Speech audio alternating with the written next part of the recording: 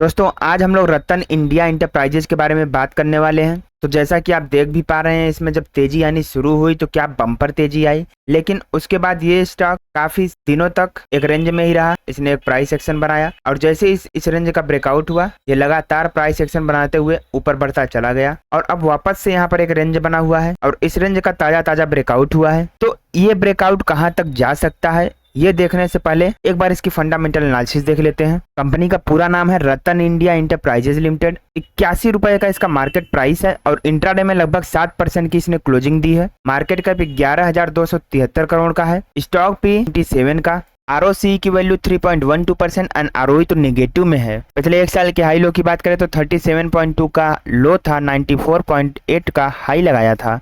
आपको दोस्तों इस कंपनी के बारे में बता दूं तो रतन इंडिया इंटरप्राइजेज लिमिटेड रतन इंडिया ग्रुप की एक कंपनी है जो कि न्यू एज बिजनेस में काम करती है, including e commerce, electric vehicles and drones. ये दोस्तों इसका लाइफ टाइम चार्ट है। आप देखेंगे काफी सालों से इस कंपनी में कोई भी तेजी नहीं आई, लेकिन कोविड-19 के बाद ही इसमें बम्पर तेजी देखने को मिली है और अब ये लगातार अच्छा प्राइस एक्शन बनाते हुए आगे बढ़ता चला जा रहा है। इसके पीयर कंपैरिजन की बात करें तो इसमें आपका CDSL हुआ, Indegene, Ratan India Enterprises, CMS Info Systems, SIS, Rain Industries और टीम लीज जैसी कंपनियां हैं। यानी कि ये मिसलेनियस ग्रुप की कंपनी है जो कि एक से ज्यादा बिजनेस करती है। ऐसी कंपनियों के साथ ये कंपनी काम करती है। इसके क्वार्टरली रिजल्ट्स की बात करें तो इसका जो सेल्स ग्रोथ है वो जून 2021 में 1 करोड़ का था, जून 2022 में 689 करोड़ और दिसंबर 2023 में 1654 करोड़ का सेल्स देखा गया। वहीं पर नेट प्रॉफिट की बात करें तो जून 2021 में तो माइनस में था, जून 2022 में माइनस के 216 करोड़ यानी लॉस हुआ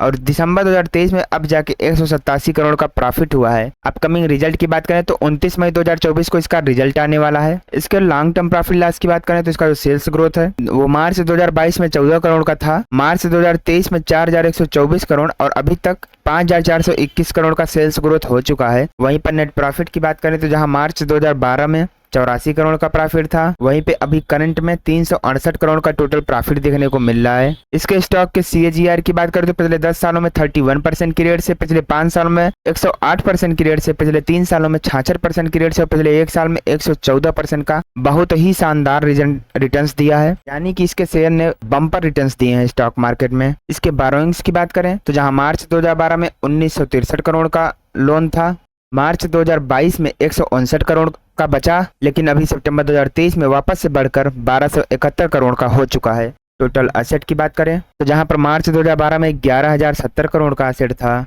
वहीं पर सितंबर 2023 में 3,032 करोड़ का एसेट है कंपनी के पास और उसकी तुलना में 1271 करोड़ का लोन भी है जो कि काफी हैवी है। तो यहाँ पर आपको ध्यान देना पड़ेगा।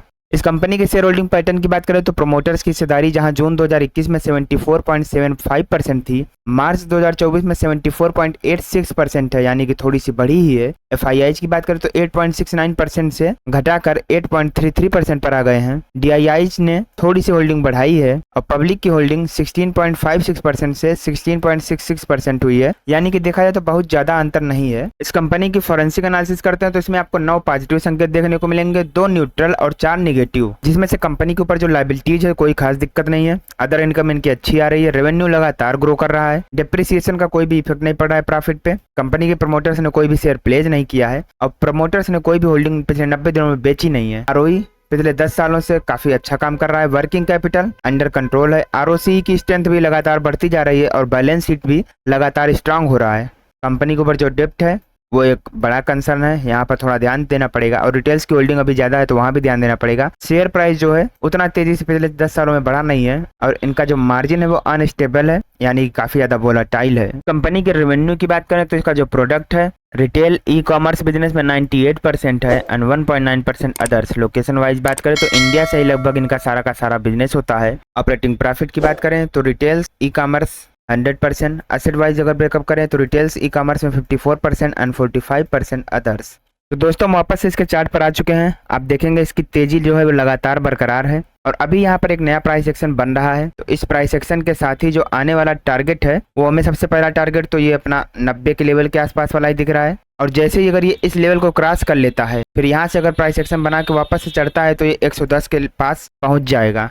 तो दोस्तों कंपनी अच्छी है, लेकिन फिर भी कहूंगा कि कोई भी इन्वेस्टमेंट करना हो एक बार खुद की एनालिसिस जरूर कर लेना और वीडियो को लाइक करके कमेंट में जय श्री राम लिखना मत भूलना।